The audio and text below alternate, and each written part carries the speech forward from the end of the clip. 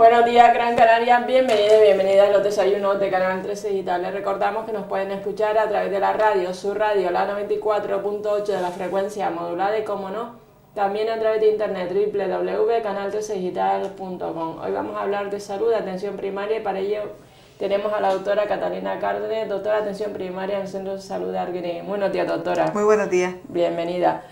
Hoy vamos a hablar del VIH-Sida, una enfermedad compleja. Sí. Efectivamente es una enfermedad compleja y que lo que parecía que en un principio iba en retroceso, ahora se ha visto que efectivamente ha vuelto a haber otro pico de incidencia y quizás teniendo en cuenta pues esa relajación que ha habido por diversos mecanismos, ¿no? Uno porque quizás se haya pensado que con el tratamiento era suficiente, entonces la gente se ha relajado un poco, sobre todo los jóvenes, no pasa nada, es como una enfermedad cualquiera, se ha querido quitar un poco esa sensación de riesgo que hay tan alto por contraer el VIH, pero eso ha llevado, por otro lado, a que aumente el número de casos nuevos de SIDA, teniendo en cuenta que una cosa es la infección por VIH y otra es el SIDA, porque el diagnóstico de SIDA es la enfermedad en sí y la infección por VIH es la afectación a través del virus, digamos, sin síntomas y sin nada más. Pues vamos a hablar un poquito de cómo es el virus del VIH, que es un virus, por otro lado, muy, como yo le llamo, muy traicionero, pero que vamos a ver cómo de la mejor manera posible se puede entender un poco lo que hace una vez penetra en la célula. Y pasamos a ver las características del virus VIH, que es un retrovirus con envoltura proteica, cápside proteica, principal proteína es la P24 y núcleo que contiene el genoma, 2 filamentos de ARN. Los retrovirus se caracterizan por presentar transcriptasa inversa, capaz de sintetizar ADN de doble cadena a partir de ARN, o sea, lo que hace es que se meten en la célula y empiezan a copiarse, se hacen como una trampita, ¿no? A nivel celular. Existen dos variedades del VIH, que sería el VIH-1, más frecuente en Europa, Estados Unidos y responsable de la pandemia mundial, y el VIH-2, más frecuente en África Occidental, y es una causa rara y poco eficaz de SIDA. El virus tiene afinidad por los linfocitos CD4 y los monocitos y macrófagos, que son las células con receptor para el antígeno de superficie del virus.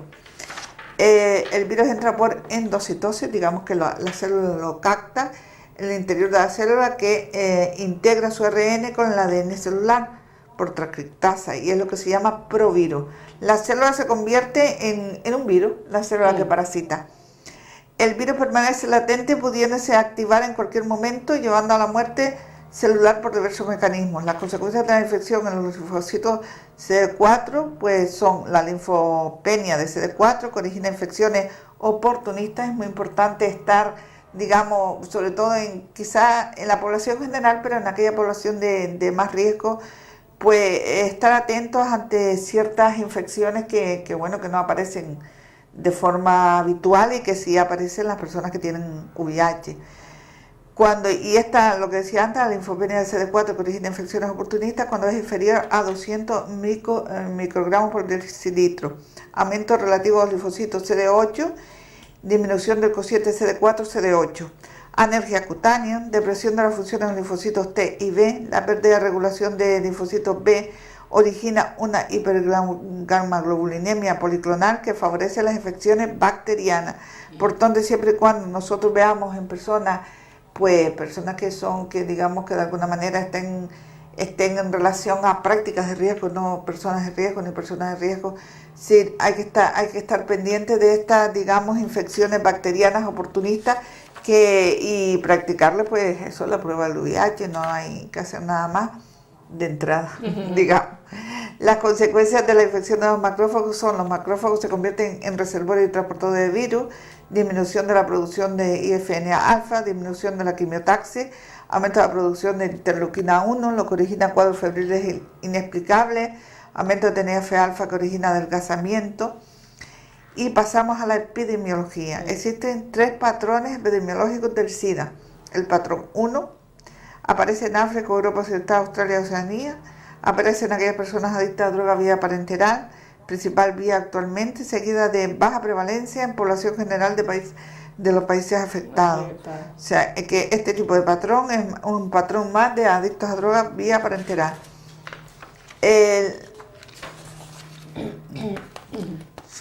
La hoja se quiso trabar ahí.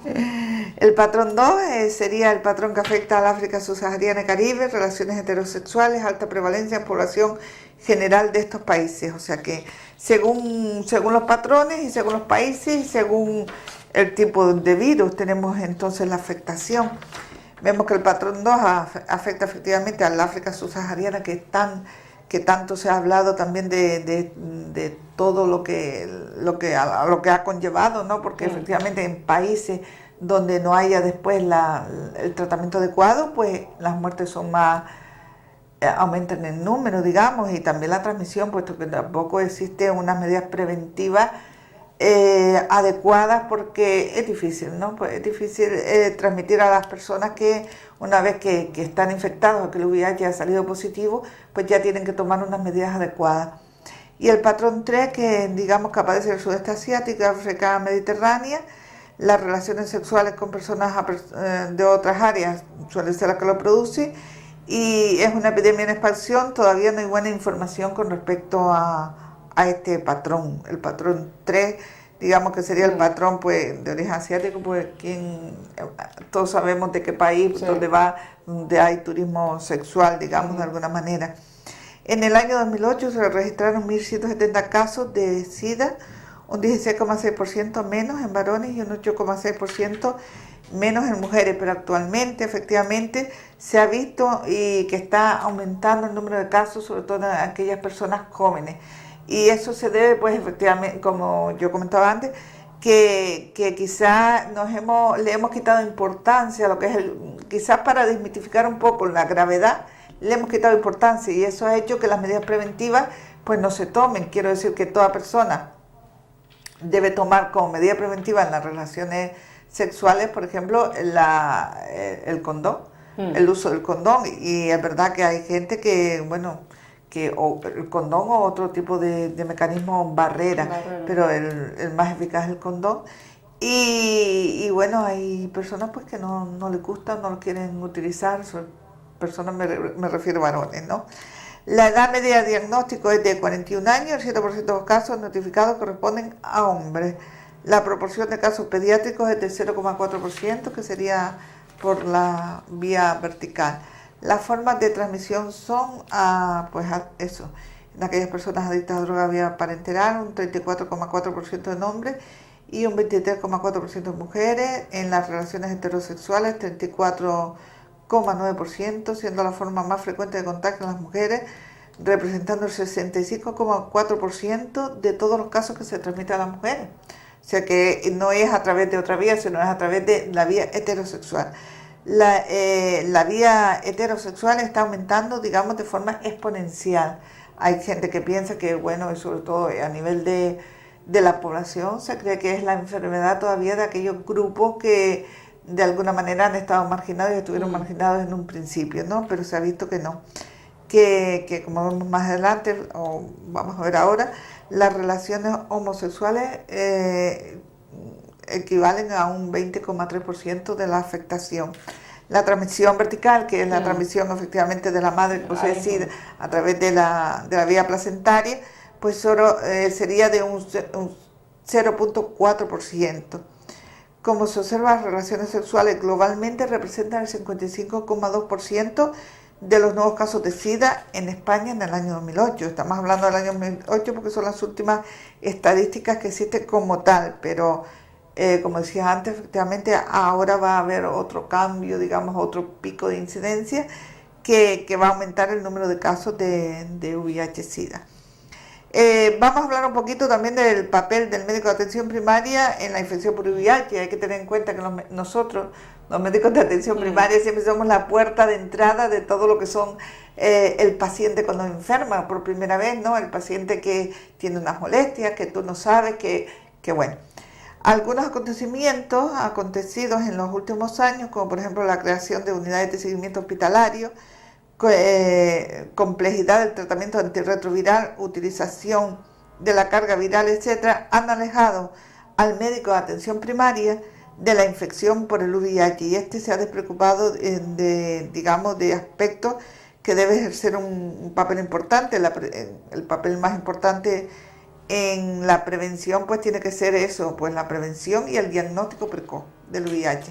Digamos que al crearse las unidades hospitalarias, los médicos de atención primaria nos hemos un poco limitado a hacer la prueba y ya está.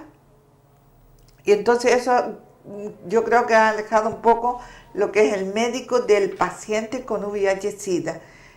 Hay que tener en cuenta que, y eso yo te lo comentaba antes, que yo, por ejemplo, me han dado personas que le dan la prueba positiva y ya no las vuelvo a ver más porque se van al hospital y ya se acabó. Algunos cuando ya pues están muy malitos y eso sí, vuelven otra vez a atención primaria para hacerles un seguimiento, hacerles, digamos, el seguimiento pero como enfermedad crónica.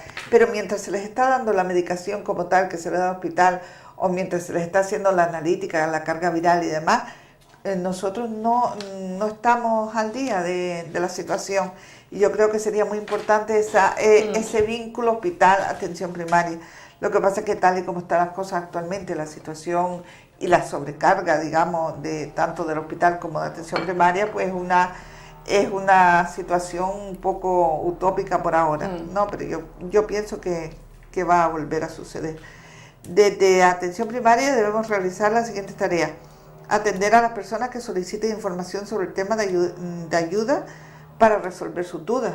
Hay muchas personas que vienen, pero no vienen para que tú le hagas la prueba. Además, simplemente lo que quieren es información de la prevención, de cómo se contagia. Date cuenta que hay también personas que conviven con pacientes VIH y muchas veces pues las dudas pues son grandes, ¿no? Cómo se transmite, si se transmite pues a través de los utensilios que utilizan para comer, si se transmite a través de dar la mano, y eso así no. Sí, porque al principio cuando surgió el tema, hubo mucha publicidad engañosa, ¿no? Efectivamente hubo mucha... Porque por beber del mismo vaso, usar la misma toalla, la vía de transmisión, esas no son efectivamente, esa no es la... Y también hay que tener en cuenta que los pacientes... de fluido, o sea, o sangre exacto, de semen. Fluido. Sí, de fluido, de zonas húmedas, de mucosas y demás, sí. Pero por supuesto que no tiene nada que ver ni beber a través de un vaso, ni dar en la mano,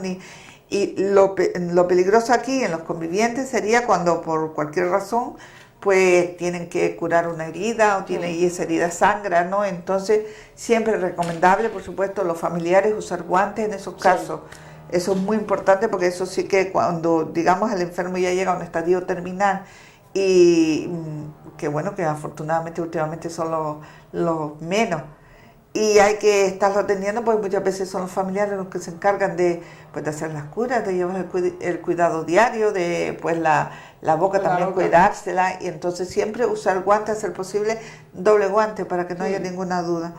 Detención y atención de personas con prácticas de riesgo. Siempre las prácticas de riesgo pues son aquellas que te pueden llevar pues eso, como decíamos antes, a tener relaciones pues sin preservativo, o relaciones con muchas personas me refiero a la prostitución, por ejemplo, es una práctica de riesgo siempre y cuando no se utilicen las medidas adecuadas.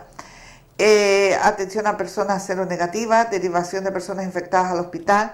Es muy importante efectivamente también que nosotros tengamos en cuenta que esas personas que efectivamente que le da la prueba positiva, pues la tenemos que derivar. Siempre, si fuera posible, que esa persona, si ya el hospital pues no nos manda un informe como tal, pero que nos lo traiga la persona, el paciente en sí a nosotros, para nosotros estar un poco informados de cómo van las cosas, ¿no? Atención a personas infectadas, enfermas en coordinación con el centro hospitalario, como decíamos antes.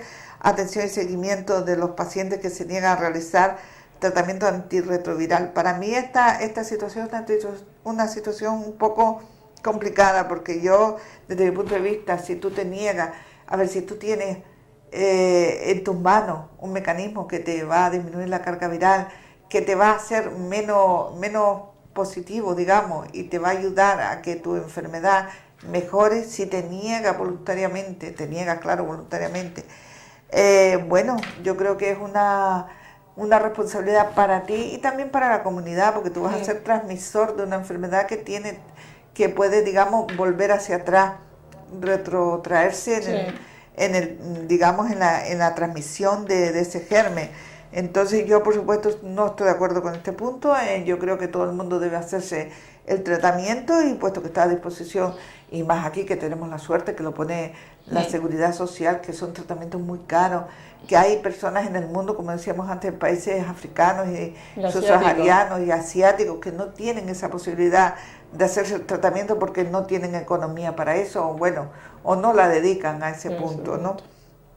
Entonces yo creo que aquí todas las personas que efectivamente que tienen el VIH positivo deben hacerse el tratamiento. Contribución a la herencia al tratamiento, que sería esta la parte, bueno, que a mí se me da muy bien, ¿no? Porque a mí me gusta, digamos, y ahí meterle la idea de que si no se hace el tratamiento, pues van a ir cada vez a peor, y que efectivamente eso va a tener unas consecuencias muy negativas a la larga en su salud, lo que se puede convertir, como decíamos antes, en una enfermedad crónica, pero no deja de ser transmisible, se va a convertir en una enfermedad mortal, o sea, mortal de necesidad si no se hace el tratamiento. Tratamiento a pacientes seropositivos que no requiera ingreso hospitalario, eso lo tenemos que hacer nosotros, por supuesto, siempre de aquellas, digamos, complicaciones de infecciones que acuden a nosotros, pues muchas veces por otros motivos, ¿no? Que le sale una pequeña herida en la boca o demás, todo eso lo tenemos que hacer nosotros. Desde atención primaria, pues se valora. Por eso es importante que tengamos esa relación o esa conexión con el hospital, porque así sabemos qué están tomando para nosotros poderles dar, porque en muchas ocasiones en el hospital pues se les da antibióticos también, y nosotros le tenemos que mandar antibióticos si tienen una bronquitis, si tienen cualquier cosa, cualquier afectación que tengan. En cuanto a la historia natural de la infección por VIH, la evolución de la infección es independiente de la evolución de la enfermedad, si bien la actividad de riesgo a través de la cual se adquirió la infección puede influir en las complicaciones de la enfermedad y la supervivencia por mecanismos no conocidos. Tenemos el síndrome agudo asociado a la primoinfección. Digamos que esta sería el primer síntoma como tal. Aparece en el 70% de los pacientes a las 4 o 6 semanas de evolución. Clínicamente se caracteriza por un síndrome mononucleósido, por fiebre, dolor de garganta, erupción cutánea, mialgias y diarrea. Si nosotros vemos los síntomas, pues vemos que no se diferencia mucho de un resfriado, gripe y demás, por tanto debemos estar muy encima. Y sí que las características, aquí vemos una característica muy típica que es la mialgia, y esto lleva a cansancio y diarrea, pero por lo demás el síndrome, digamos, asociado a la primoinfección no es más que un síndrome infeccioso más, o sea que quiero decir que los síntomas generales como tal no nos indican, digamos, que esa persona pueda tener infección por VIH. Se caracteriza esta fase por una alta tasa de replicación viral, digamos que sería el problema más importante, y una elevada carga viral. Entonces tenemos un síndrome asociado que digamos que nosotros no nos hace sospechar que pueda tener una infección por VIH, salvo que el paciente, y eso sí es verdad, el paciente muchas veces es el que nos da la orientación de que pueda tenerlo, y entonces nosotros le hacemos la prueba, pero si no nos da esa orientación, nosotros lo tratamos pues como un síndrome viral más, o sea, no le damos esa gran importancia. Y lo que yo decía antes, pues es que la replicación viral es alta y la carga viral también, con lo cual, digamos que de alguna manera la transmisión a otras personas pues es muy, muy alta. Para aquellas personas que se acaban de incorporar a este programa, les recordamos que nos encontramos con Catalina Cárdenas, doctora de atención primaria del Centro de Salud de Arguineguín. Estamos tratando, ella está explicando el VIH-Sida. Y en esta fase, pues efectivamente hay que ver que los anticuerpos no se detectan, es lo que se llama el periodo ventana. Puede durar de 1 a 3 meses, donde digamos el paciente está infectado y los anticuerpos están negativos, con lo cual la serología es negativa, y eso sí que nosotros, aparte de nosotros decírselo al paciente, que al paciente le genera muchísimas dudas, porque pone un resultado negativo, no excluye de la posibilidad de estar afecto por infección de VIH, digamos que viene ya en la analítica, o sea, nos lo explica y el paciente que se lleva la analítica, porque le damos una copia de más, nos empieza a hacer preguntas, ¿pero qué quiere decir? ¿Que tengo VIH? Digo, no, eso no quiere decir nada, sino simplemente en el caso, supuesto caso, que esté infectado por VIH, efectivamente, no va a salir positivo en los tres primeros meses, sí. más o menos. Ponle tú que tampoco los 3 primeros meses son como tal, porque no se sabe cuándo se ha tenido esa relación que produjo esa infección o esa práctica de riesgo de alguna manera. En cuanto a la linfadenopatía generalizada persistente, es el dato más precoz de una infección por VIH. Se define como la presencia de adenopatía de más de 1 centímetro en 2 o más regiones extrainguinales durante más de 3 meses sin causa aparente. Hay que tener en cuenta pues aquellas personas que vienen quejándose de que, bueno, tienen ganglios, tienen muchos ganglios por muchos sitios y demás, pues hacerle lo primero una analítica con todas las pruebas. Y yo, como siempre digo, no, cuando ya tú, pues, lo que tiene la medicina es que si tú no haces, te quedas corto, y si haces, te pasa, ¿no? A veces. Te pasa en el sentido de generar un poquito de ansiedad en el paciente, porque, hombre, tú cuando ves a un paciente, tienes un paciente delante que te dice que tiene muchos ganglios, que tiene afectada la cadena ganglionar por un lado, por otro, que ha tenido pues pérdida de peso, fiebre o lo que sea, pues ya tú lo enfocas primero hacia una analítica, una buena historia, eso siempre, y intenta eso, pues hacerle una analítica completa. Pero ya cuando las personas, digamos los usuarios del servicio canario o de cualquier sitio, pues te empiezan a preguntar, ¿y por qué me hace esto? Porque usted piensa que yo tengo algo malo. Y entonces cuando dicen, no, precisamente le hago esto para descartar que pueda tener algo malo. O sea, es al revés, ¿no? Digo, no es que esté haciendo una medicina defensiva, pero sí estoy haciendo una medicina, digamos, de prevención de posibles patologías que sí que pueden dar positivas tempranamente si yo le hago esta analítica. O lo desvía al cirujano, que en el caso de la adenopatía, pues nosotros normalmente lo desviamos al cirujano y el cirujano pues ya toma las medidas adecuadas para que esos ganglios, digamos, sean analizados. La fase asintomática prolongada es el periodo asintomático entre la primoinfección y la enfermedad asintomática. Puede durar hasta 10 años, digamos, esa fase asintomática. Y hay que reconocer que aunque es una fase asintomática, puede estar transmitiendo la infección como tal. Continúa replicándose el virus, efectivamente, y la inmunidad deteriorándose, con lo cual el paciente, digamos, de alguna manera, sigue bajando pues su defensa, pero la fase es totalmente asintomática. Enfermedad avanzada, aparecen los tumores de infecciones definitivos del complejo SIDA, ¿no? Y la carga viral en los linfocitos son indetectables. La forma más común de diagnóstico del SIDA es ante una infección oportunista, y la más frecuente de todas es la tuberculosis, considerando como tuberculosis pulmonar y extrapulmonar, y si se considera como una entidad independiente la neumonía por neumocistis carini. En aquellas personas, pero claro, también es verdad que es difícil pensar.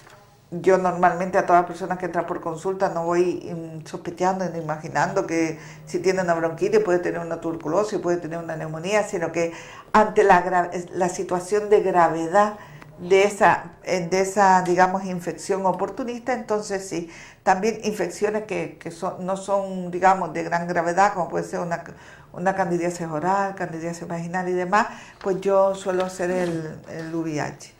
Entonces, digamos que los factores, vamos a hablar un poquito de factores pronósticos, tanto clínicos como de laboratorio, y vemos que los factores pronósticos clínicos, la fiebre, la diarrea, los sudores nocturnos de más de 2 semanas, así como la pérdida de peso, pues nos deben orientar hacia esa patología. En cuanto al laboratorio, pues tenemos que hacer la carga viral, factor pronóstico más importante, pero ya la carga viral pues se hace, digamos que en el hospital, disminución de CD4, aumento de BCG, anemia, trombopenia, aumento de la beta microglobulinemia, detección de antígenos VIH, antígenos del P24, nivel de carga viral, ARN viral libre en el plasma. La asociación de candidiasis a bajo recuento de CD4 indica rápida progresión de la enfermedad, como decíamos antes. si nosotros vemos una...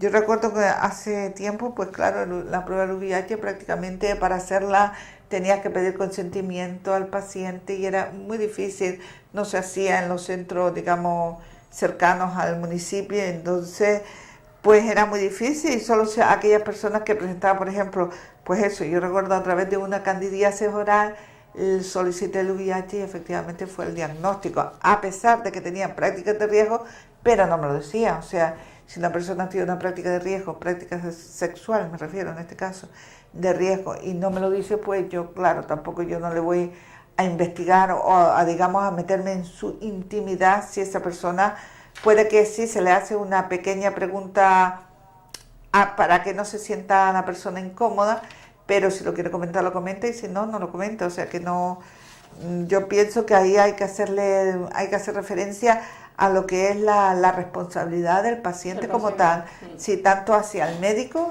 que si le engaña pues nunca le va a llegar al diagnóstico, eso es evidente. A mí me hace mucha gracia cuando dice, ay bueno, no, yo no le voy a engañar, digo, bueno, es que si me engaña nunca voy a llegar a un diagnóstico, voy a llegar a un diagnóstico erróneo, pero igual que la responsabilidad que tiene con respecto hacia las otras personas con las que tienen prácticas sexuales o de riesgo o cualquier relación. El mejor marcador de todo, digamos que es la carga viral y la disminución del recuento del linfocito CD4. En cuanto a los criterios de SIDA, la clasificación CDC de 1993 clasifica a los pacientes según los datos clínicos y el número de linfocitos CD4, no en cuanto a la carga viral. Categoría inmunológica no se considera, por tanto, para esta clasificación la carga viral como tal. En cuanto a las categorías clínicas, tenemos la categoría A. Se aplica a la infección primaria a los pacientes asintomáticos con o sin linfadenopatía generalizada persistente. Categoría B se aplica a los pacientes que presentan o han presentado enfermedades relacionadas con el VIH no pertenecientes a la categoría C. Sería la candidiasis oral, la vulvovaginal, la fiebre y la enfermedad inflamatoria pélvica y mucho, hay ahí un grupo grande, ¿no? Digamos de infecciones que esos son, digamos, los que nos llevan hacia atrás, ¿no? Hacia hacer la prueba. Y en cuanto a la categoría C, se aplica a pacientes que presentan o hayan presentado algunas complicaciones ya incluidas en la definición de SIDA, cuando el paciente tiene una infección por VIH bien demostrada y no existen otras causas de inmunodeficiencia que puedan explicarlo. Sería la candidiasis traqueal, bronquial o pulmonar, la candidiasis esofágica, carcinoma de cervix invasivo, serían, digamos, patologías más graves. Por tanto, el diagnóstico de infección de VIH, pues hay que realizar la prueba screening, debe ser una prueba con elevada sensibilidad que detecta antígenos del virus. Las indicaciones del test pues serían aquellas personas que presentan determinadas patologías como TBC, la tuberculosis, enfermedades de transmisión sexual y embarazadas de rutina o personas entre 15 a 64 años si se le quiere hacer como forma de screening. En cuanto al tratamiento, pues que sabe que normalmente yo no me gusta hablar aquí de los tratamientos porque son muy complicados y demás, pues son los antirretrovirales. Ahora también se ha dicho que se está investigando una vacuna, pero que vendría a ponerse en funcionamiento para dentro de 2 años prácticamente.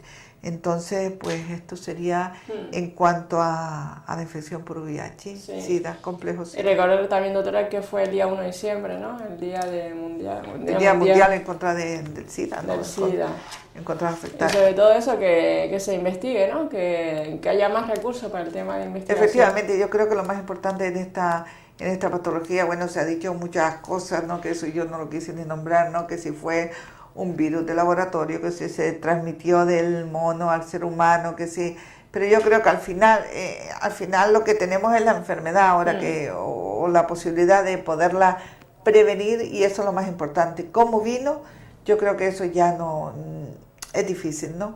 Es difícil que nosotros ahora digamos, pues fue así, porque no hay ninguna, hay muchas hipótesis, pero ninguna confirmada, con lo cual nosotros no podemos decir de dónde vino el SIDA, ¿no? Realmente el VIH, que primero se decía que si era una enfermedad de homosexuales, que después que si fue una enfermedad de laboratorio, que si se le inoculó primero a los monos lo transmitió al ser humano, pero no, yo creo que ahí no debemos no debemos indagar. Bueno, pues nada, doctora, lo dejamos aquí hasta la próxima semana. Muchas gracias por estar aquí. Gracias a ti. Espero que la entrevista, o que hemos hablado hoy, la doctora que ha tratado el tema del VIH y SIDA, haya sido sacada. Recordad que esta entrevista será colgada también en el Facebook de Canal 13 Digital. Muy buenos días, Gran Canaria.